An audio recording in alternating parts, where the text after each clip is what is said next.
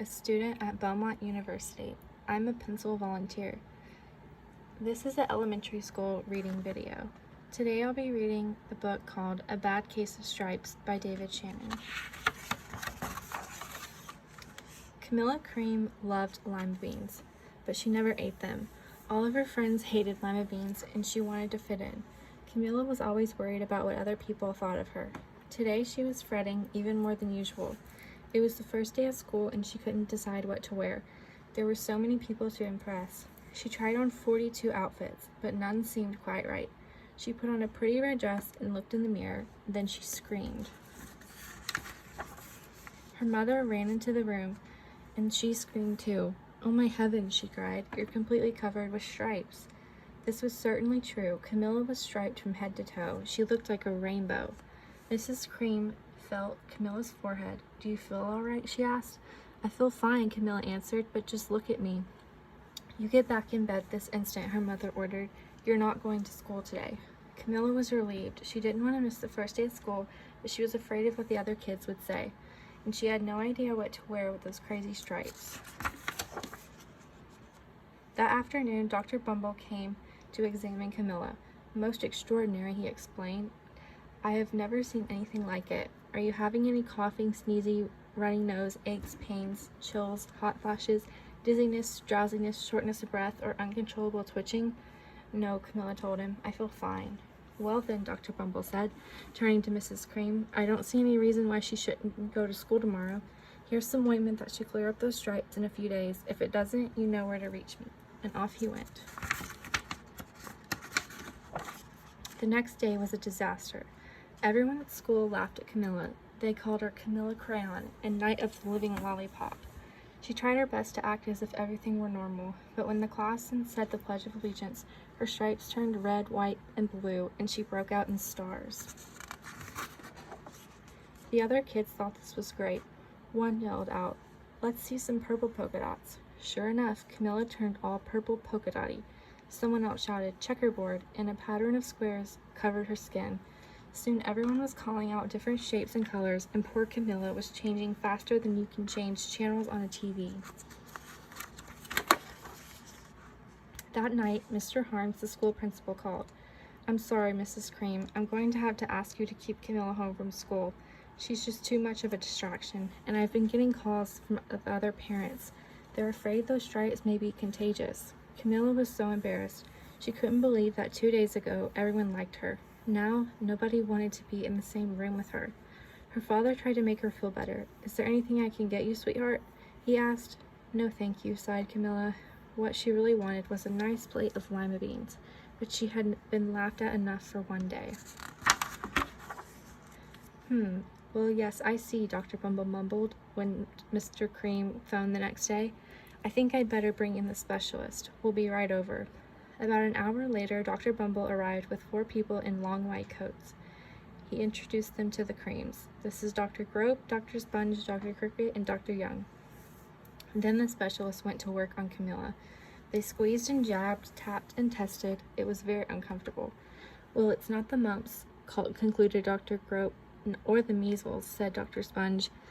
"Definitely not chicken pox," put in Dr. Cricket. "Or sunburn," said Dr. Young. "Try these," said the specialist. They handed her a bottle filled with different colored pills.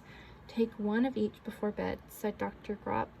Then they filed out the front door, followed by Dr. Bumble. That night, Camilla took her medicine. It was awful. When she woke up the next morning, she did feel different, but when she got dressed, her clothes didn't fit right. She looked in the mirror, and there, staring back at her, was a giant multicolored pill with her face on it. Dr. Bumble rushed over as soon as Mrs. Cream called, but this time, instead of the specialist, he brought the experts. Dr. Gord and Dr. Mellon were the finest scientific minds in the land. Once again, Camilla was poked and prodded, looked at and listened to. The experts wrote down lots of numbers, then they huddled together and whispered. Dr. Gord finally spoke. "It might be a virus," he announced with authority. Suddenly, fuzzy little virus balls appeared all over Camilla. "Or possibly some sort of bacteria," said Dr. Mellon. Out popped squiggly little bacteria tails. "Or it could be a fungus," said Dr. Gord. Instantly, Camilla was covered with different colored fungus blotches. The experts looked at Camilla, then at each other. "We need to go over these numbers again back at the lab," Dr. Gord explained.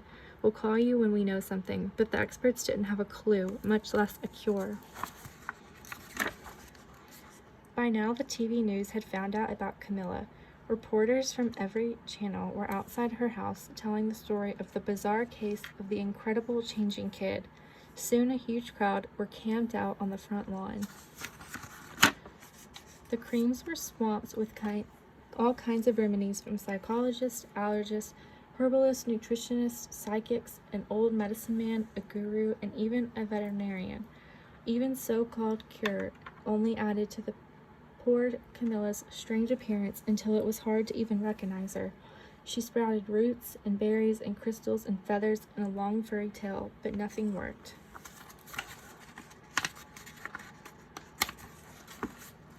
One day, a woman who called herself an environmental therapist claimed she could cure Camilla. "Close your eyes," she said.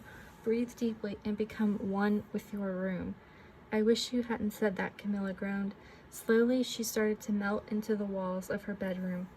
Her bed became her mouth, her nose was a dresser, and the two paintings were her eyes. The therapist screamed and ran from the house. "What are we going to do?" cried Mrs. Cream. It just keeps getting worse and worse." She began to sob. At that moment, Mr. Cream heard a quiet little knock at the front door. He opened it, and there stood an old woman who was just as plump and sweet as a strawberry. "Excuse me," she said brightly, "but I think I can help." She went into Camilla's room and looked around. "My goodness," she said with a shake of her head. "What we have here is the bad case of stripes, one of the worst I've ever seen." She pulled a container of small green beans from her bag. "Here," she said, "these might do the trick." "Are those magic beans?" asked Mrs. Cream. "Oh my, no," replied the kind old woman. "There's no such thing. These are just plain old lima beans. I'd bet you like some, wouldn't you?"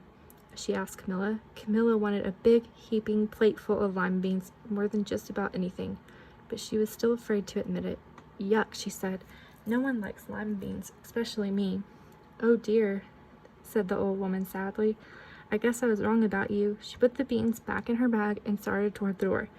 Camilla watched the old woman walk away. Those beans would taste so good, and beginning to laugh at her for eating them was nothing compared to what she'd been going through. She finally couldn't stand it. "Wait," she cried.